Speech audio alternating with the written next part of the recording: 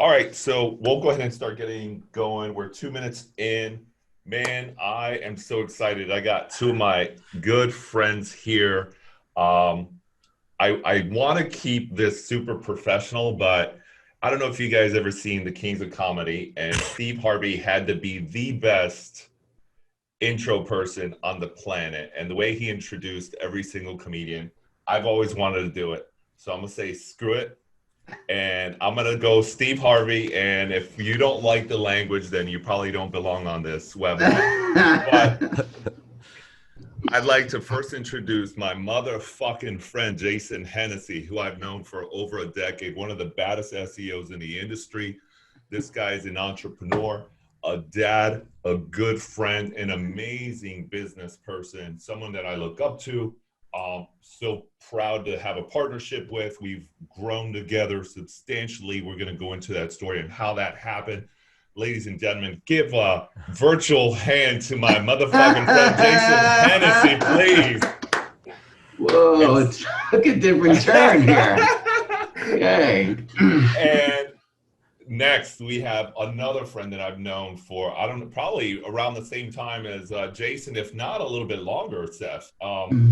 My motherfucking friend, attorney, SEO, dad, awesome all-around person, Seth Price, the owner of Price Benowitz, not only one of the biggest law firms in the Northeast and probably eventually go national, but also a huge and awesome SEO agency. Some of the people on this panel, I'm sure, are using him or us or one of the other SEOs. But another welcoming hand to my motherfucking friend, Seth Price. Thank you for having me. I didn't give Steve Harvey any justice, but I've always wanted to do it. So there we go. That was a little different than your introduction at UPenn, huh? When you got your certificate. Yeah, was it, Seth? Was it? We actually had Joe Biden as our commencement speaker for the college. Is that right? Son Bo was a classmate. So wow. Yeah, I got Alex and Joe as my. Look at that. Put that on. You got to put that on your resume. That's it. Yeah. All right, folks. So today we have Jason and Seth, and we're going to be opening it up to some questions. But first of all, I kind of want to go into how we met, how everybody get in the industry. Jason and Seth both have an amazing story. So I'm going to let it go to Jason. And Jason, tell the audience on how you got started, where you were when SEO started for you and why it happened. And let's go from there. I'll keep it kind of short. Yeah, so I've been in the game, SEO particularly, since 2001. I got started just at a need for myself. I was going to college, contemplating going to law school, studying for the LSAT, shadowing a district attorney for about 30 days. And I had a DJ company. I would DJ weddings and stuff while I was going to college. And so I built a website called Vegas Wedding Mall. And I didn't know what the heck I was doing to promote this site to get myself leads for the wedding industry for people that had destination weddings. So I found a guy named Aaron Wall. He had a book called Seo Book. I read it from front to back. It's a thick book. I still have it. I read it front to back twice, started practicing some of the techniques. 8 years later, I built a business. I ended up selling that business. I got introduced to speak at a conference in Atlanta, Georgia. A guy by the name of Bubba Head, a mutual friend, Braden Pollock, had put that on. And Seth was in the audience back then. That's when I kind of tapped into this whole legal space. I gave a presentation of to a group of lawyers about how I was able to rank on Google for the word wedding favors. And I gave away all my secrets and stuff. And now fast forward another, 13 years or so, and I'm still in the game and doing this. And Alex, you and I have known each other for over a decade now. We met at a conference. I think it was a PILMA conference. At the time at Everspark, we couldn't work together because we had our own content team and stuff. After I sold my business, Everspark, I packed up, headed out west to California so my son could be an actor. You pinged me. I was playing tennis 4 days a week, living the good life. And now I don't play tennis anymore, thanks to you. And here we are. So that's my story. Here we are. How many employees later? We're about 100 and over 100 now. Let's just say. Yeah. Yeah. Yeah. Somebody said, Walter, hopefully you can hear me now. Hopefully that's better, but someone said they couldn't hear me. Hmm. Awesome story, man. Always love hearing that story. Seth, what about you? Well, Tell I us was some a story. lawyer, went to law school, and in the late '90s left big law to make my millions in the first dot-com bubble. So I went to New York, and was helped to launch, founding employee of something called uslaw.com, which was a precursor to FindLaw and Avo and LegalZoom. And we had all those features, but ahead of its time. We had raised 10 million. There was 30 million on the table. The bubble burst in April of 2000. So by January of 2001, everything's gone. So my longtime buddy, I went to college and law school with this guy, Dave Benowitz. He really wanted to practice law. And I had the entrepreneurial bug. And so we decided to divide and conquer, where he would run everything like chief legal officer, and I would be the chief marketing and operations person. That was pretty, tall goals sitting in his basement, just the two of us chatting. So, built a website. It did well. Hired another lawyer. Built another website. And along the way, met Mr. Hennessy. I was in an audience of maybe 9 people in Bubba Head's house. Yeah. It was like I was zooming. We were doing well with SEO, but we were doing well sort of because there weren't a lot of other people fighting that fight. But as you wanted to move into more competitive markets and move from criminal to PI and things like that, worked with Jason early on, may have even been the first paying customer. You were, I think. It's funny. Yeah. Yeah. And worked with Jason, and geeked out so much on this that eventually took my in-house department from the law firm and spun that into what is today Blue Shark Digital. And it's been a fun ride. And one of the things people said to me before I started was, how are you going to differentiate yourself from all the snake oil that's out there? Because Lord knows there's plenty of it in our space. And one of the things I've loved about working alongside you two guys is whether it's the love of content, the love of links, the idea that it's execution of what we're talking about today. We could talk about this forever. You talk about, both you guys always talk about a lot of the stuff that's sort of the secret sauce, so to speak, but it doesn't matter. It's like, how do you take that and execute it? So it's what I've always respected about you guys, is that if you put, when you speak to somebody, and we've been at conferences and somebody has, 110 clients and 10 employees, how much effort is being put into each client. Sure. And the fact that, people are scaling and putting butts in seats to actually execute on what needs to be done. It's why I like hanging out with you guys so much.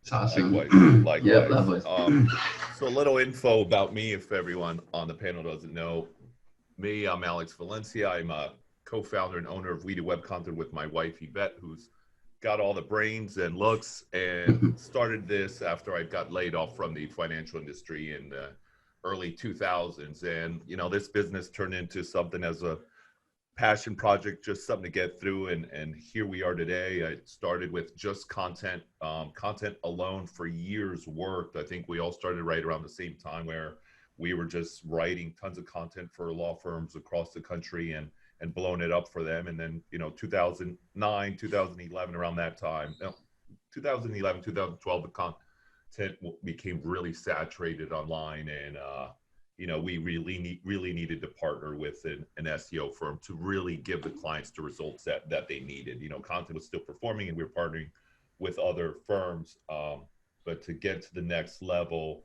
it was either going to be somebody like Seth or Jason that we were going to partner with and really go 100% and maybe even 1,000% now to the growth we have, where, Jason posted a case study yesterday where we're writing, what is it, 400,000 words a month for one 400,000 words of content per month. And that's one client. That's one client out of what, like 60 that we might have. Others, others are getting 100,000. So we've had some growth, but we've seen the benefit of content, and obviously all the back end technical SEO and work that Jason's team that he's built, because obviously he couldn't have done it alone. But it all comes from that little brain of his up there. Very little. Yes. And Seth Price, dude, the company you've built with your staff and all the speaking engagements, it's just impressive. So I'm happy to be here with you guys. That's our intro. I'm gonna hop into some questions, unless you guys got some questions up front. Yeah, I mean, I think this is really it. There's we're all. It's interesting because like Seth is one of the few people that I would probably trust with my SEO. He became such a student, and he knows. There's maybe like I could count on like one hand 5 people that I would trust with my SEO in the industry. So it's awesome. Yeah, I mean, for sure. All right, so Seth, did you want to jump on some questions? No, I mean, I have some. My questions are more granular, so I'll jump in after you. After you, I don't want to geek out too much too early. I got one. Why don't we start with this, Alex?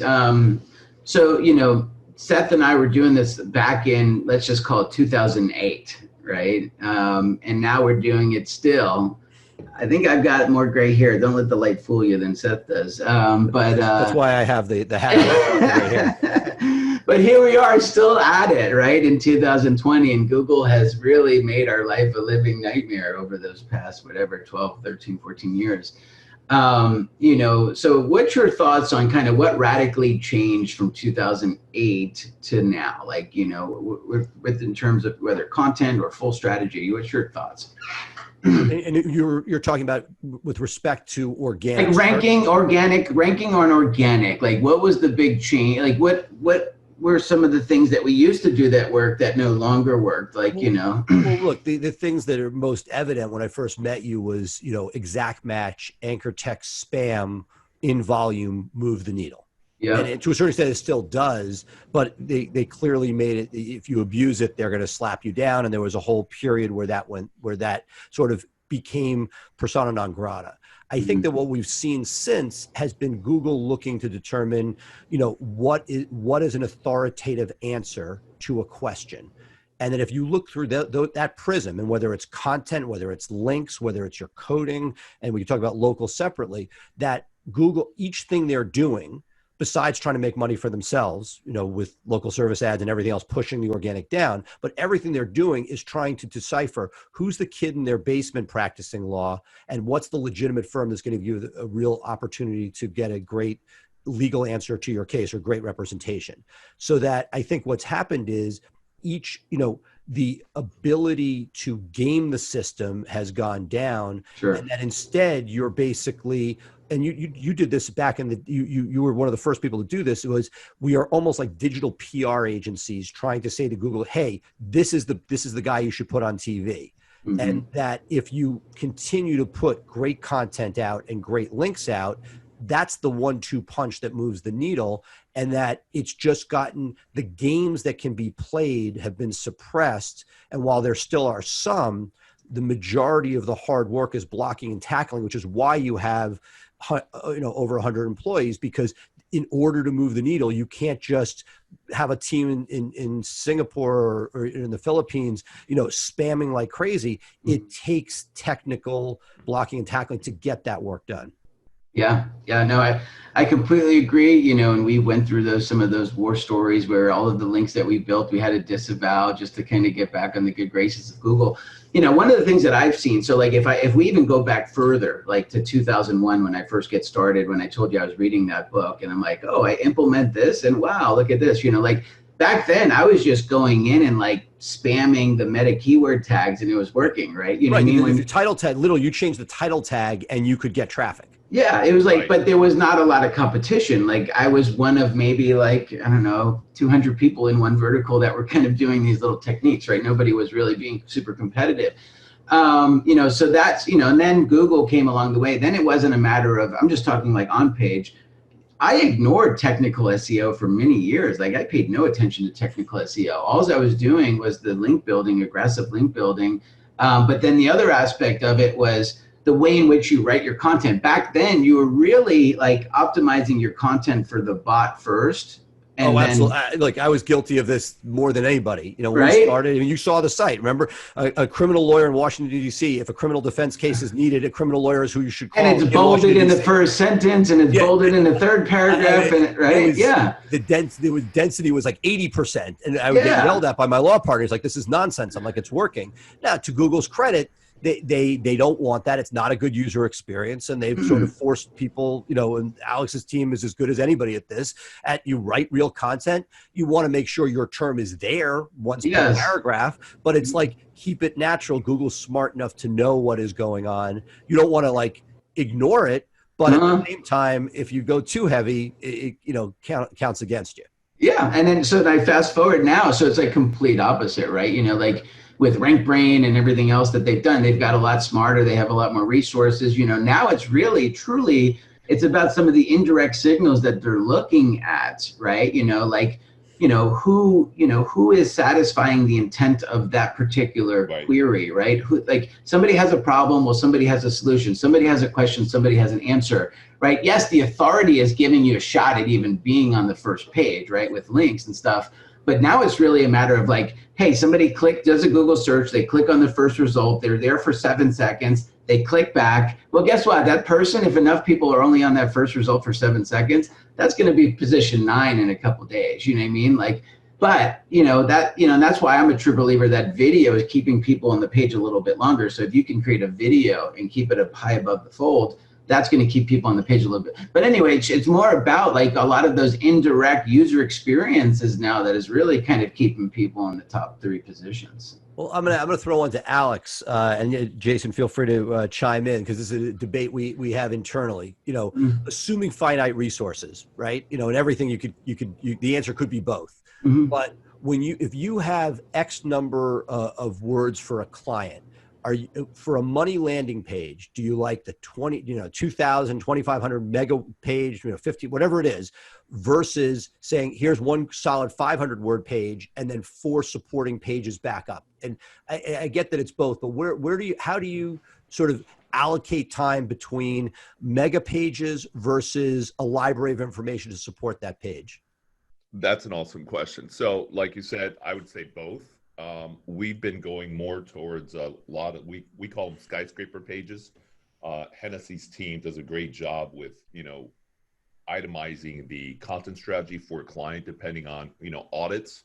So it depends on where they are when they come in, right? If we take somebody on initially and they already have content that's not far from ranking, then we'll supplement and we've actually built a proprietary system that, pulls all the information from Google on the top 5, 10 landing pages, and it helps us not only human optimize the page, but technically optimize the page. So we'll know where to take it and get it to rank from there. So that actually gives us the guide on what the best word count for that would be. And in addition, we still do the 350 to 500 to 800 word supporting pages with the internal linking. And Jason will jump in on the internal linking, because this has been huge within the last 2 years for us, is building content for the internal linking purpose of the site.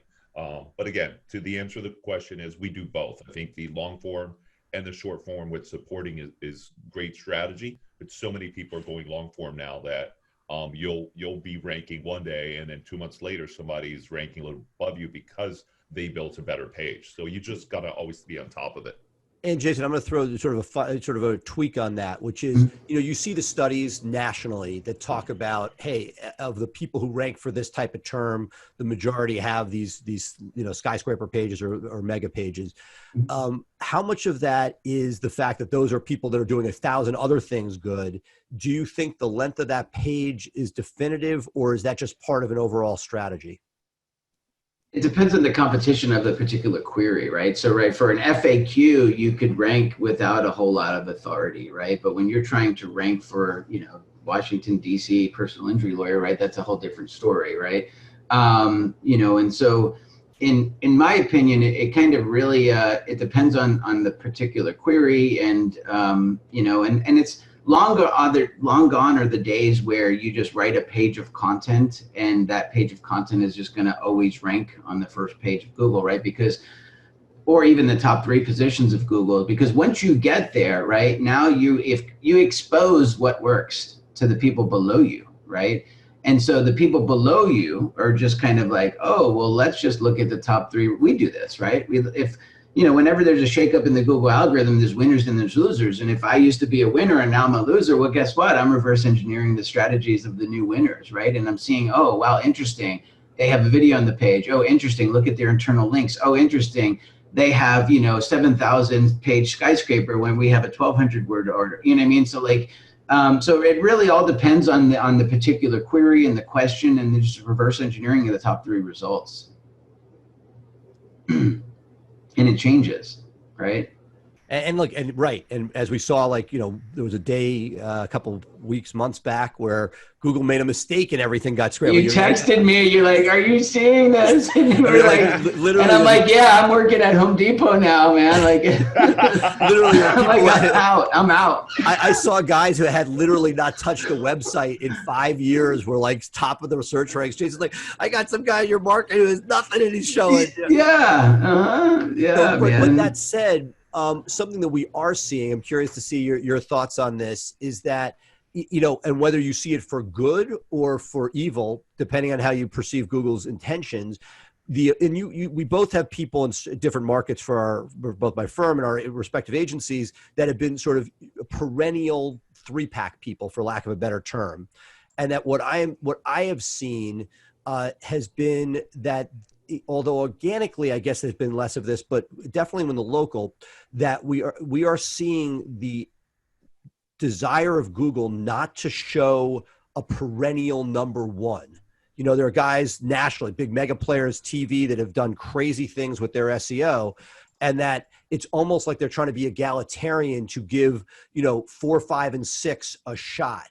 And that seems to be a trend that we're seeing over the last few months, where they're not really wanting to see, like, it's not like if you did your work and you we talked about this over the years, Jason, of building a moat where nobody could get to you, that the moats are less effective today. Not that you're going to stop doing it. Great. There's so much traffic during COVID that if you're there 50% of the time, you're fine. But the ability to own and be number 1, forever seems to be something that is not much harder to attain of late. Yeah, I agree. Like I've had certain clients where I was number 1 for 3 years for certain terms, Exactly. And then you see a shake up and then all of a sudden you're down to position number 5 and you're like, what the heck? Nothing changed. It's like, if anything, I should be stronger, right? Because the strategy certainly hasn't changed, but there are different variables that Google is looking at, and so, one of the things is, when you mention like these big guys that are on TV and a lot of times they're always on the first page of Google.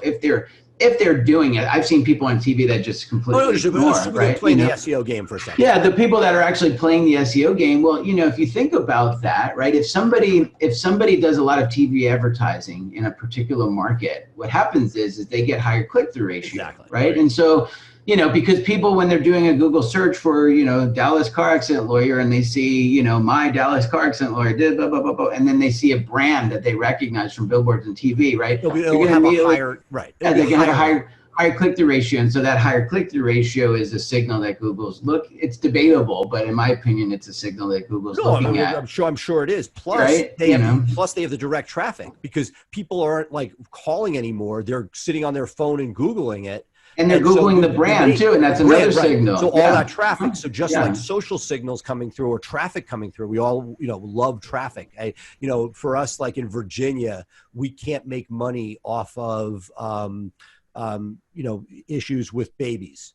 Sure. Right. That just there's a fund, so that it's not a monetizable thing, but I don't mind it because we crush it and there's traffic. So I try to make sure that, like, there's sometimes that you want traffic to your site, and I feel like those TV players, that bump, and for people like yourself and myself and Jason, when you're doing stuff right, more often than not, like 95% of the time when there's an algorithm change, it only helps you and your clients when the dust settles. I agree. The only thing, because we're not taking shortcuts. The algorithm it really affects the people that have leveraged those secrets that expose Google, right? And so if as long as you're not operating, now don't get me wrong, I have testing websites that I do try to do those secrets just to kind of see what I can do, right?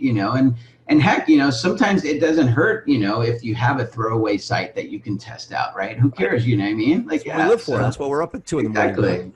But I was going to say, but two things. The one thing that I have noticed has been that with those changes, the only thing that has tweaked out of the best practices we're talking about, which is out of our control, is that I have seen a disproportionate bump for some TV advertisers in these recent algorithm updates because of the brand value and that search traffic coming in. Yeah. But I'll throw you an SEO geek question, which is, back in the day, it was all about anchor text. There was no percentage of anchor text. It was like 80, 90%, Philly DUI lawyer or Denver personal injury lawyer. That was the text of the link coming back to your site. Something that I have struggled with, want to get your thoughts. When you do it cleanly, it works. But I am now seeing that people that are filtering in some percentage of spammy anchor text, it's like anything, history is written by the victor, who are not getting dinged that Google is still using it as a search signal. It's too dangerous to go overboard with it. What's your feeling as far as balance of exact match and what they call dirty? So anchor text, it might be the name of the firm, Philadelphia injury lawyer, whatever that is. What's your feeling of balancing between hyper clean versus anchor text to sort of help just push yourself in a competitive market? Yeah, so you don't want to. Before you answer, why don't you? A lot of the people may not know what anchor text is, so just real quick, basically, just go over. Yeah, so anchor text is like, if you look at Wikipedia, there's a lot of like text, and then there's a lot of blue links, right? And so whatever, if you look at Wikipedia, that's a perfect example of using exact match anchor text, right? But it's internal anchor text, which you don't really like lose a whole lot of credit with internal. You can actually mess up a website if you link to the wrong page using exact match anchor text, right? Because it miscannibalizes the page. But when you're getting links from outside sites, right? And some of these links, they look like paid guest blog post, and what might be deemed a domain authority 17 link that has an exact match anchor text, right? And an exact match anchor text, is to Seth's credit, is when somebody actually uses Denver personal injury lawyer as the blue underline link linking back into the page, right? So that's the exact match anchor text. And so his question is, he's still seeing sites that are actually getting rewarded from this, whereas pre-Penguin days, that was like a thing. It's like a no, stop doing it. You don't want to kind of like kill your website because you can over optimize the exact match anchor text. And so my thought process is it really comes down to your link profile, right? And so how much branded anchor text do you have where you can actually start to make some of those slight tweaks? Because if you're ranking in position 3 for Denver personal injury lawyer and you want to move to position 1, well, I don't think it would hurt if you diversify some links coming in, saying Denver personal injury law firm, Denver personal injury lawyer, Denver personal injury lawyer, right? But if there is a threshold that once you meet that threshold, you're not moving from position 3 to position 2. You're moving from position 3 to page 5 with a negative 50 penalty, right? So that's like where is that line? And I feel a lot of what we're struggling with now, it's like a continuum. Remember, if you go back, I don't know, a number of years, I'm probably gonna get this wrong, like say 6 years ago, guest blogs were all the rage, right? And basically everybody was in the SEO space was doing it. That's the widget that was being sold when people were selling SEO from spammy companies.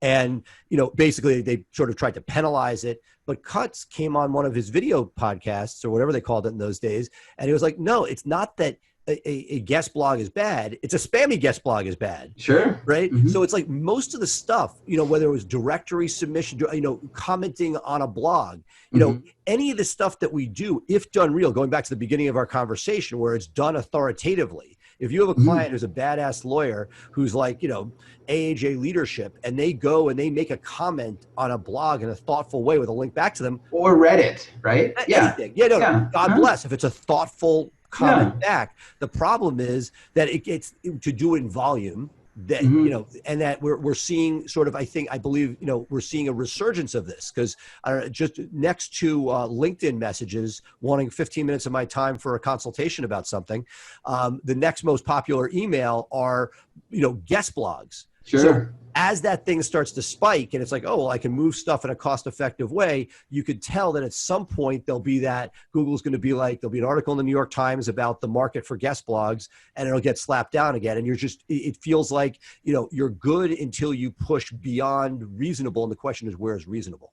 Yeah, and there'll always be uncertainty there. Right? I don't think we'll all have the exact answer, but I think just based on experience, we know kind of the threshold that we're not willing to kind of exceed.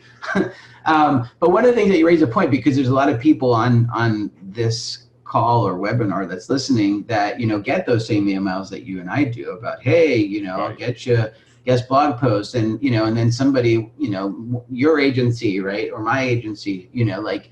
We're certainly not building 1,000 links a month to some clients' websites, right? You know what I mean? And so some people think that the more links, the better, right? And so, right? No. I laugh because we literally had this conversation 5-6 years ago, where there was a point where the more was the better. Yeah. Right. And then it became, when we started to get clued in on the exponential value of better sites, that it changed the game, that you would fight for 2 or 3 good links was infinitely better than even 2,000 from crappy sites potentially. Absolutely. Yeah. I'll take like an entrepreneur link for 1,500, Alex, way over, 1,000 like spammy guest blog posts from a PBN network or whatever. Yeah. Awesome, guy. So we have a question from Gary.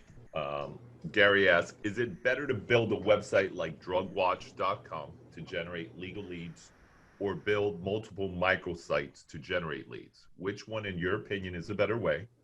I think we both have the same answer to this one. Or what are the advantages? Seth, you take it. Well, I mean, look, like most things, we're going to say it depends, but it depends on what your resources are. I'm sure Jason and I both get people that come to us quarterly, maybe every 6 months. I want to, rank nationally for, mass tort terms. And, Drug Watch is no joke. They put a lot of resources in for a lot of time. And that, that is a huge threshold that most people, 99.9% of people, are going to run out of resources before they get to the point of realistically competing with a Drug Watch. So the question is, if you had private equity money behind you and a team, and you were going to go and hire Jason and Alex, myself, and you said, hey, we're funded and we're going to do this, sure. But for most people, that's not realistic, and that those microsites could allow you to potentially compete for something against somebody who's ranking for everything. It's a bit. I think that the question that I find more interesting, which is a slight nuance of this, and I'll let Alex go. Let Jason go back and answer the actual question. Is for most people, microsite versus authoritative branded site, and from an SEO point of view, and this is something I know Jason and Alex would agree with, that the macro site, if you have a firm site, adding a mass tort or new practice group to that site is a lot easier than starting from scratch with something with no authority coming out of the sandbox. That said, the flip side is that the conversion may not be as good. If you have a site that's only about something, Google likes that. The URL is in line, the pages are all about it. So I think it depends, but the odds of somebody having the resources to do Drug Watch are limited in my experience. Jason? Yeah, you nailed it, man. It's the same thing, like I'm always in favor of just building one authoritative website, assuming that it's all kind of within, the same vertical. Like, it's like, if you decided to open like part-time plumbing business on the weekends, I wouldn't say go put it on Price Benowitz, like build a silo there, right? But it's our buddy John Morgan tells us we're really plumbers, so So yeah, it's all about building an authoritative website. But if you're like, to Seth's point, if you're going to get into the game of Drug Watch or any of those type of mass torts and stuff, you're fighting a big battle, right? And you need a big army to fight that battle. And the thing that they have, could you compete? What do they say? Like, the best time to plant a tree was 20 years ago, or today. Today's the second best time, right? That's really it. You have to get started, right? We have one client that I won't mention the name of the website, but it's in a very competitive space. It's an exact match domain, right? The guy's had it for many years. He came to me and said, I want to compete in the space. I'm like, oh, that's great. You've got this exact match domain. It's really awesome. If he didn't have the exact match domain, I might not have taken this client on, right? If he just had some $8 GoDaddy domain, right? Because there is a difference in that too. And so I managed his expectations. I'm like, all right, we're going to need a budget of $30,000 per month. And we're competing with sites that have been in the game for 4 or 5 years. And I'm showing him the link authority of these different websites. And I'm showing how much content that they have on these websites. I'm like, so it's going to be about $30,000 a month. And you're not going to get your first lead probably till about month 14. And he went forward, and we've been at it, and now here we are, month 15, and it's now popping on the first page of Google for that exact match term. And it's starting to generate very, let's just call it high ticket legal leads, right? But he made that investment and it worked out, but you have to manage the expectations of it and come up with a realistic budget. That's a great pivot. I want to go to both you guys with this, because this is, the bane of our existence. Mm-hmm. I mean, what you just talked about, is from an agency point of view, I see it from both sides, the law firm and the agency, but to me, the hardest thing as an agency is to set those expectations, A, because we don't control everything, it's Google, and B, because even if we do set the expectations, they're not always heard. I just want to get your thoughts on best practices of setting expectations and what you do, because it's one thing to set it day one, everybody's happy, but month 6 on a project like that, and you start getting the phone calls. We get phone calls very often the week after we launch a site saying, hey, how come my phone's not ringing? Mm-hmm. And I just want to get your thoughts on best practices there. Yeah, you have to the only way you can set expectations, and the benefit that you and I have, Seth, and Alex has, is that, we have case studies to back up what we're stating, right? We're not just, this is not our first rodeo, and it's not, we're going to be guessing. We have case studies that we've done, similar strategies in different markets and with similar budgets and similar starting points. And so if you're looking at this new client that has an $8,500 budget and he's in a town of 25,000 people or 50,000, we know what is it going to take? It's okay. Well, it's not going to take as long as trying to compete in LA with 8,000. Right?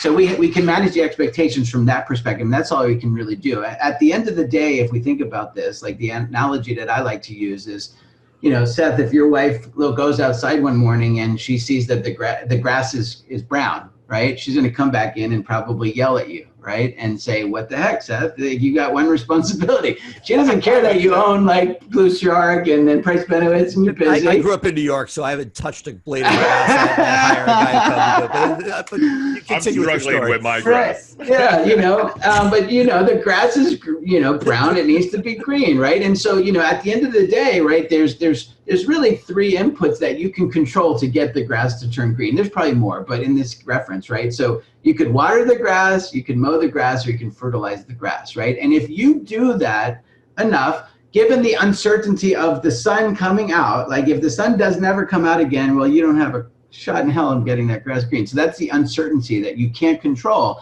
Right. But the outcome, it may not rain. That's right. Yep. Yeah, but the outcome is very likely. Well, the outcome is very likely that if you do that over and over again, if you do those things, it will work. Correct. It will turn green, right? And so in the terms of Google and what we do, I tell my clients this, it's the same thing. I use this analogy because it's the same thing, right? Our goal, the client's mission is to get more leads and cases, right? And I get it, that's their output. But the only output that we can control is to drive targeted traffic, which will hopefully turn into more leads and cases. In order to get that targeted traffic, there's 3 variables that we can control, right? There's more, obviously, but in this terms of, and the 3 variables that we control is keeping the technical SEO of the website sound, right? Making sure that we're checking Search Console and there's no issues. Writing content on a regular basis that's targeting the links, and then building the popularity of the website through link building, right? And so those are the 3 variables that we can control, that we know history has showed that if we do that, eventually our grass will turn green with more traffic, assuming that the unknown variable, the sunlight in our case, is Google. Right. So that's kind of how I like to explain it. No, that's a great way to do it. And, it dovetails into sort of a different analogy, but similar type of situation, which is those fundamentals. I agree. And that's what I tell people, our experience is this is going to be 4, 5, 6 months. Let's assume 5's the over under. If we do these things, we'll have our green grass. But one of the things that you alluded to before is you have your fun stuff you do at night, right? Where you build your sites, that stuff you wouldn't you're testing, and you wouldn't actually test on somebody's firm site that's Correct. 15-year URL. So this is the analogy that I often struggle with, and would love your inputs on it. So if have either of you guys ever renovated a house or an apartment for a rental, where you take something, and most likely when you start out, you may, if it's a gut renovation, you have some guy comes in and frames it, and inevitably that person breaks, stops returning your calls, and leaves, and you get a new guy to come in.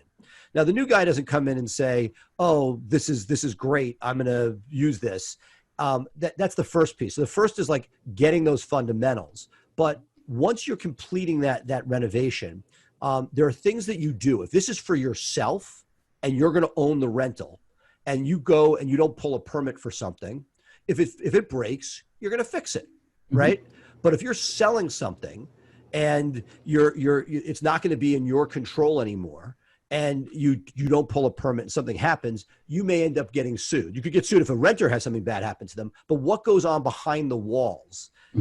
You can take shortcuts that will make you more money short term. But and so one of the things in SEO that's really hard is that when we're as agencies, when we're competing against guys who are cold calling, who have 2 employees for 100 clients, that they are doing things behind those walls of that renovation that work and will get the place renovated faster and might get you in position faster, but it's going to cause a lot of pain later. And you're going to have to break down the walls and rewire the place again at some point, right? The inspector comes in, and I feel like that's what we deal with on a daily basis, because it's that balance between aggressiveness and moving the needle, but understanding that you almost, there's making sure that you're not violating the permitting process, because if you go too far, while you may get that short-term gain, it's going to come back to bite you later.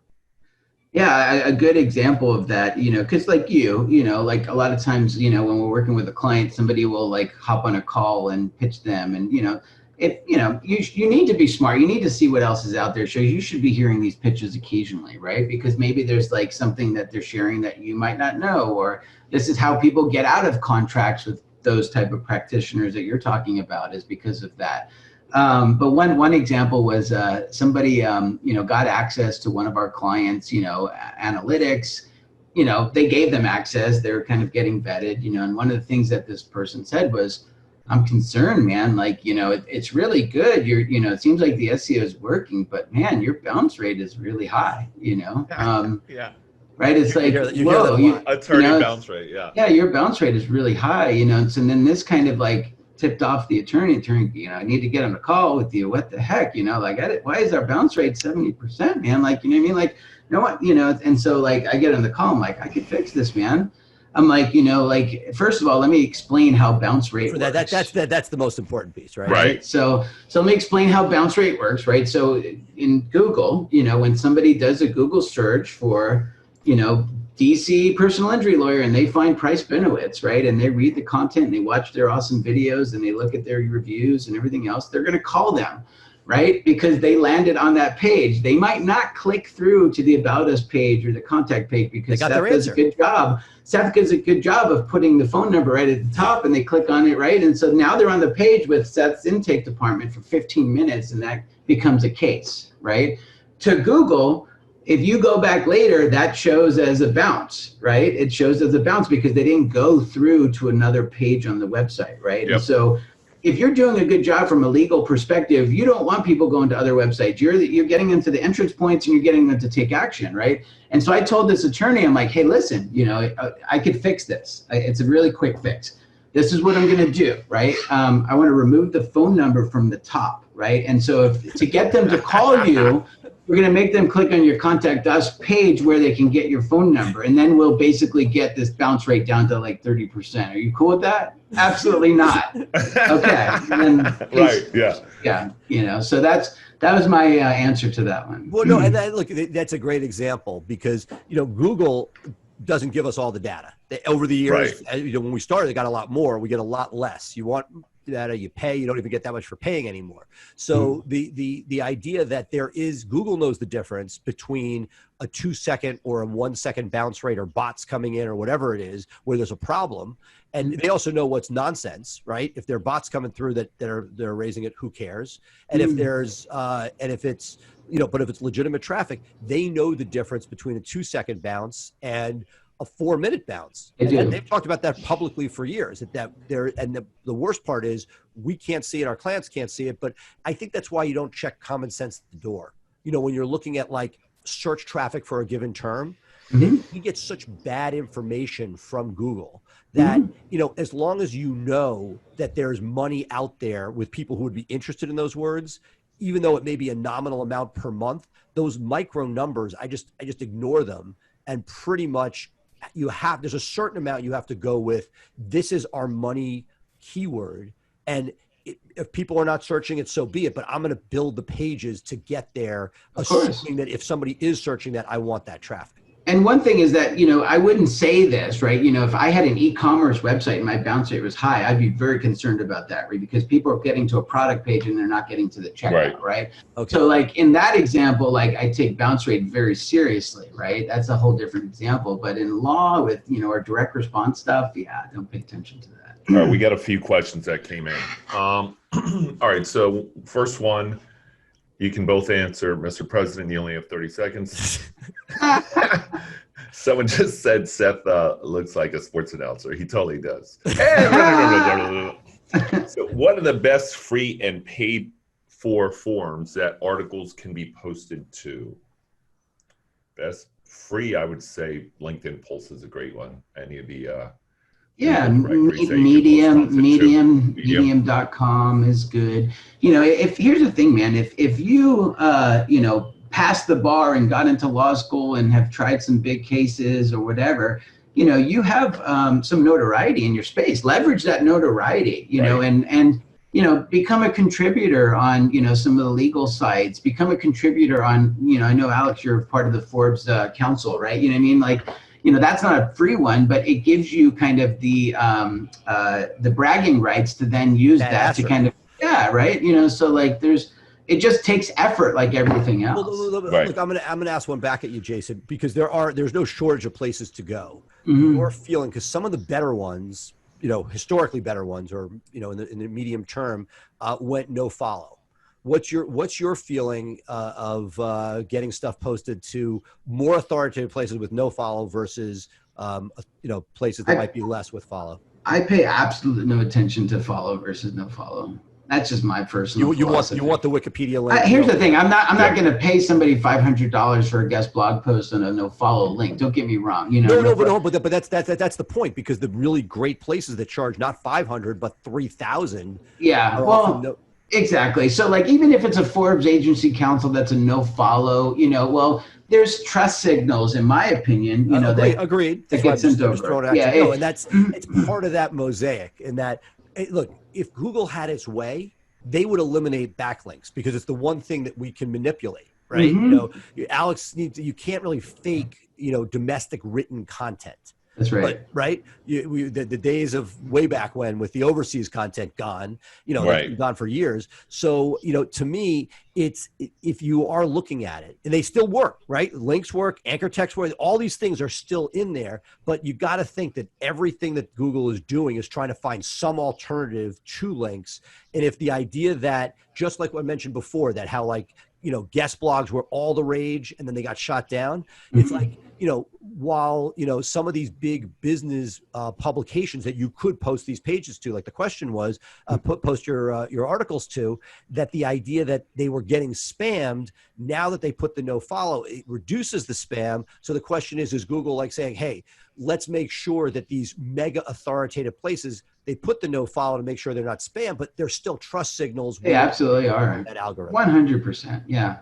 And and it's one of the things, like if you ever reverse engineer the link strategies of likes of like the Morgans of the world, right? We spend a lot of time looking at, in fact, I think he got hacked, or somebody like did some malicious negative SEO on his website recently. So he went from like 2,000 referring domains to like 10,000 referring domains in like the matter of like days. Like something happened, right? Which is a whole nother topic that we talk about, because you should be monitoring it for that stuff too. And so his link profile is strong enough that it probably isn't going to impact him too much unless it gets really egregious.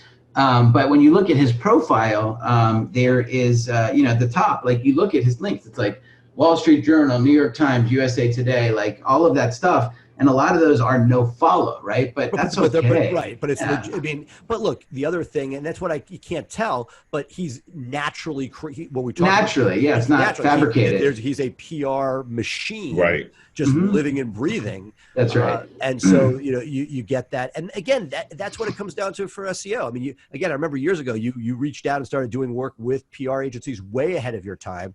But I feel like that when you look at each of these things, it's like, hey, how can I signal Google that I'm the real deal and somebody else, that I should be above somebody else? I mean, that's what it comes down to. That's exactly what it comes down to. Next question. Do you believe there are ways that content, both on-site or off-site, can improve your local map's position, Seth?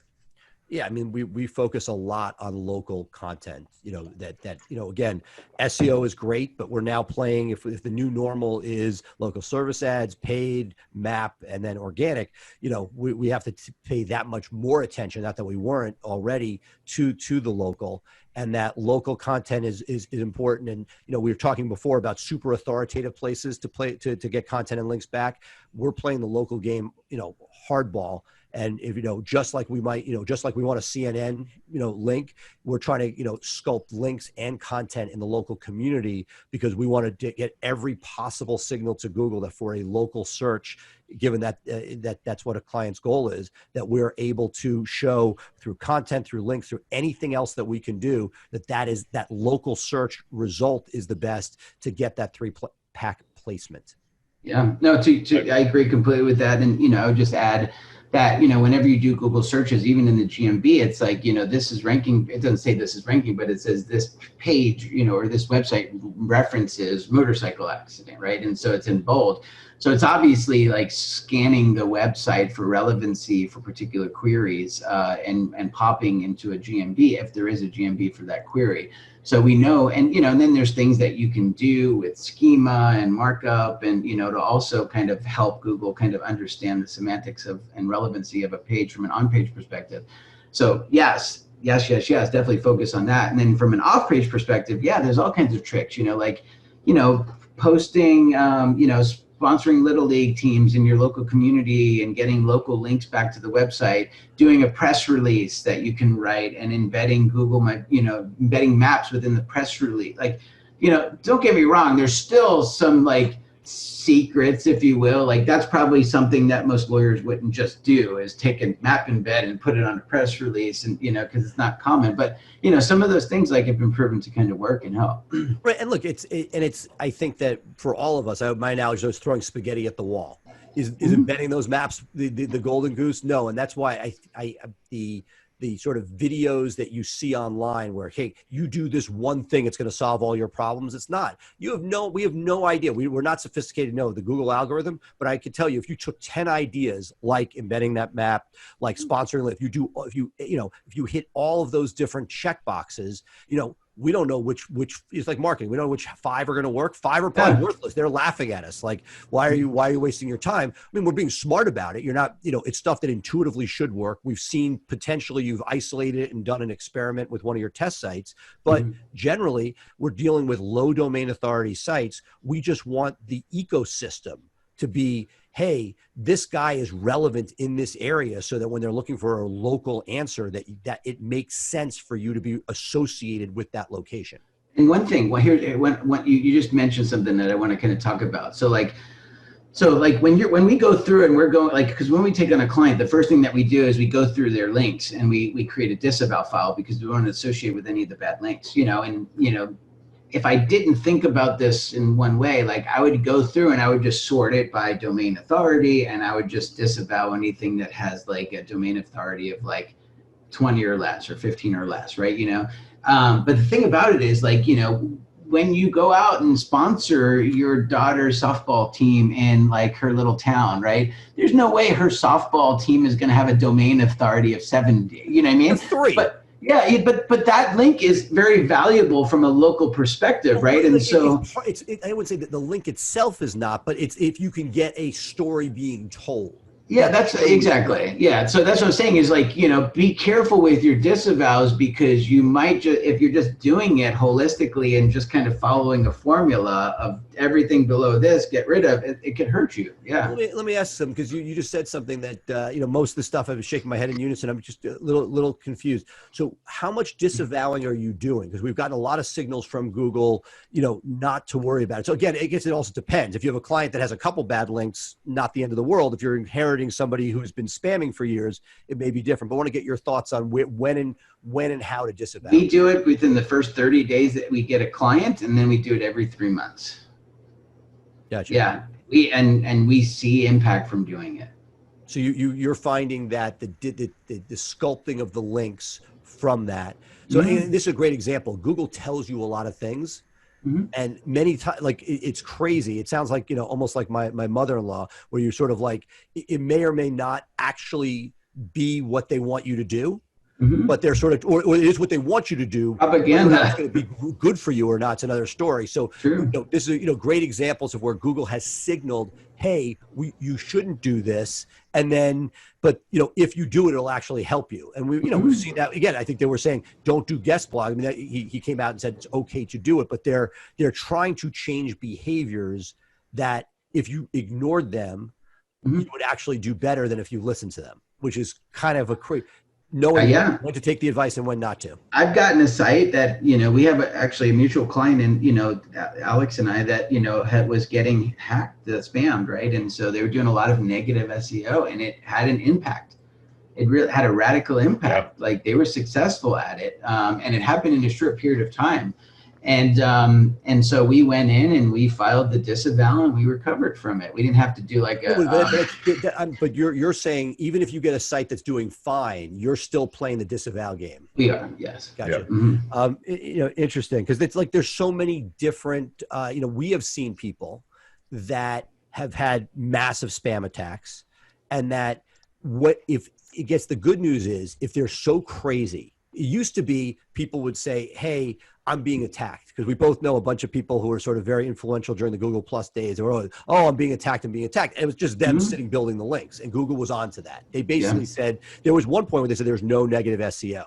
What I have seen now is that when there's negative SEO, it's so laughable that I almost feel in certain instances Google is ignoring. And I have one case study where the negative SEO was so extreme that it didn't end up hurting them, but whatever was left after that was over. And again, history is written by the victor. If you make it through it, all of that, because some of that negative SEO turned out to be okay, meaning anchor text coming in, and they've ended up stuck in certain positions nationally. There's no way they could have had they not had that negative SEO attack. Sure. Yeah, I completely agree with that.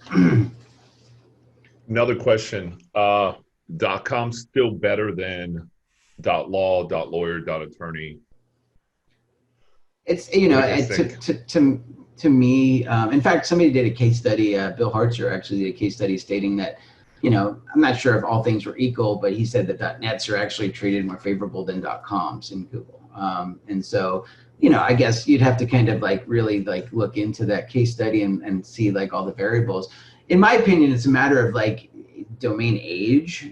To me, right? And age is so freaking important. And so, if you're going to put a .lawyer against a .com that was registered in 1996, right? I'm going to take that .com all day long. And a lot of times what we do is we see things we see these .lawyer websites that are also that start ranking, right? It's I remember Emory Ledger had a .pro website that was ranking. You remember that? And I called him holy shit, man, how the hell did you pull this off, man? I'm this is impressive, right? Come to find out, he just redirected his .com to the .pro and he passed all that authority. And so it's kind of there's stuff behind the magic is behind the scenes that the ordinary eye doesn't know. And so with the .lawyer and .legal, a lot of people are going to take their old .com and redirect it, right? And so that's kind of the facade that most people don't see. Well, it's funny because you go to that story because there was a point where the filtering of that 301 didn't seem to pass bad juice. So that was one way to do a in the old days, at least, you could clean things up very quickly with a 301. Mhm. But that actually brings me to something that we see a lot. How do you address clients who have a domain? It's a good crusty old domain, 15 years old, and they're like, oh, we want to use a different name, like we're going a different direction, and you're like, you're coming to you, so Mhm. you're starting new. We're talking about setting expectations. There are times when you 301 stuff, and it's like, no big deal.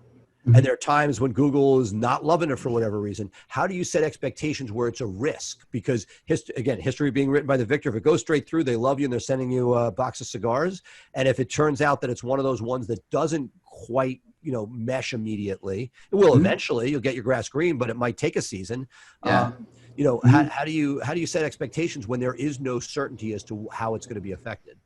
We Well, had one client, that came in with had an exact match domain and wanted only because they wanted to go statewide, so their exact match was localized. And we were building some authority to it for a while, but then Jason's like, all right, well, if you want to switch to the law firm name, we're going to take a hit. And we did. We took a hit for what was it, like 3 to 6 months to gain all the links and all the authority and indexing the content all over again. Yeah. But it's kicking ass again, but it took some while. He was cool with it. I would say just, that is one of those things that I find very hard setting expectations for. Because some days it just pops immediately, which is great. But when it's of course the pain in the ass is where it doesn't. And it's one of those uncertainties where, and again, I feel like we should have like, somebody has to sign, like when you're going on, if you're going to go bungee jumping, you sign away your life. Yeah. You are choosing to change your URL for strategic reasons. That's here, please sign and initial these 7 places and basically make a poster and send it to them. Because to me, that's one of those ones that it is one of the most frustrating non-certainties that you have. That's true. And it could be done, and it could be done in so many wrong ways. Like, I mean, the scary part is when they're like, oh, I'm getting, I'm having another person kind of develop the website, and they're going to take, it's like, whoa, how like messed up that could be if you're not mapping URLs correctly. Well, that's and the contractor who built the framing out, and then you come in and you say, this framing is all screwed up. It's not going to pass. We got to rip it down. I've seen nightmares, man. I've seen nightmares. We had one client that was convinced that WordPress was the devil and that, has too many vulnerabilities and malware. And this was like a guy that was really about security. And so he convinced this client who was doing, it wasn't even before we were working with them, convinced them to move over to some platform called Orchard, right? I've never heard of it, but it's a .asp.net. And every time you see those kinds of things, you cringe, like every SEO. And immediately, bam, and the client didn't know until we kind of like open up their eyes to the tools to see what happened. But yeah, it's bad. But that's one of the things I would say that, I think that we both identified early was working on WordPress, working with partners like WP Engine, things like that getting away from the proprietary systems were good for a business model. Those shops made tons of money and still do, but that from an optimization point of view, it's the people that stayed with proprietary systems generally have not fared as well as those that have moved to WordPress. I agree. Yep. So we're past the time a little bit. We can keep going and have some fun, or we can schedule another one because I still had a whole bunch of questions that people were asking, but should we let people get back to their day and make them wait for more? Let's do part 2. One more question. Let's take one more and then we'll wrap it up. How's that sound? All right, one more. Let's pick one. This is fun, man. Like I like it. What's the worst part of SEO? If you were to do something in SEO that if you could eliminate it from all the work that you do for SEO, what would it be? What's the hardest part? The hardest part, I think, if I ask you, you're gonna say content, right? If you ask me, we're all gonna say like what we do. Right? I would say the worst part, but one of the things, I'll go to Alex because I love to get Alex's perspective because this is a real topic, which is, when you're doing content, it has to be unique, right? Obviously, you can't just copy a page and just change the location and you'd be done. Like everybody wants to do that and ask me why you can't do it. You can't do it. So one of the things I think that's really hard is to write good localized content when the facts or law are the same. And you can do different courthouses, you can do different roads, you can try to localize, but doing that at scale, I think that I'd love to hear Alex's thoughts on best practices for localizing when you really are creating a fiction because there's not that much to differentiate one page for another other than the keyword you're going for. Variety of writers and editors. That's the answer. I mean, we've got so many writers and editors on staff that no clients ever getting the same people, only by request, right? Because we're at a place now where we have client profiles and clients have preference depending on what tier they are in. But it really comes to variety. We go through like a 90-day training with these writers. So if you remember the boiler room where Vin Diesel or Ben Affleck come into the room and says, whoever has their Series 7, get the fuck out. Yeah. Well, it's kind of the same with a lot of the writers. They have to unlearn what they've learned before from writing to learn the style and format that we're doing things in. And there's a structure and a format for it all. But it really comes down to variety to have the differentiation. But still, I mean, no matter who writes it, there's always a redundancy. It's going to happen with the volume that we're creating. But, fortunately, all of it, comes out originally. Just some, depending on the lawyer or the firm, they like to have their hand in it. And sometimes, Jason and I have to hop on and say, dude, you just got to let us do our work. If you want high quality New York Times content, then you got to pay a little extra for that. I like just, yes. And look, that would be my answer. I think that the localized content is one of the hardest things to do at scale. But that I get it. I'll leave you with this final story. My law partner, Dave, and he hates everything that we write. He hated it when it was all anchor text and he hates it or words repeated. And, but also those lawyers, if you handed something they wrote and they didn't realize they wrote it, they'd rewrite it themselves. Exactly. So, and I just pound the 80-20 rule. As a lawyer, I got to take off the lawyer hat, put on the businessman hat. Do you want to make money or do you want perfection in content? Mm-hmm. And I think if you're not willing to, let some control go, we've parted ways with clients where they're just like, or like, you want this, give us content, because nobody's going to be able to satisfy you with what's inside your head. And that the key is ROI. And if you want to hurt your brand, I'm not saying you want to put something that's crappy out there, but assuming that you get stuff that passes the laugh test, that's high quality, editors have gone through, it's grammatically right, spelling's right, and the law is not wrong, it's never going to be said perfectly, and especially at scale. You have all those different writers with different styles. So if you like one of them, you may not love the other one, but you need to keep them different. So it's like, it's part of that sausage making that nobody likes to see, but they like it when the phone's ringing and they're making money. Yeah. I'm quoting that. Amen. I'm going to send that's going to be a soundbite to all of our new clients when they're buying. I think from an attorney's mouth. I think one of the hardest parts for me is, is when you're hired to do a job, but there's somebody that has a job that is in a position like this. You're going to be working, or sometimes they're introduced after the fact. It's like, hey, we brought in this person, and they're going to be our new SEO manager or whatever, and you're going to work with them. And and this person doesn't have the same breadth of experience that you have, and so they just want to be helpful, and they're going in and changing title tags and we don't play that game. I'm saying, well, we don't either no more, but we had somebody that was introduced and it's like, what? And it's like, there's a new sheriff in town. I don't know if I believe with this. And he just started and boy, man. And now some of those guys are not clients anymore. So we kept the client, they fired the guy. No. Yeah. But I'm saying it goes either way. We were afraid it was going to happen that way, though. That is, and look, you also get the people who come in and say, "Why are you paying these guys all this money? I can do it."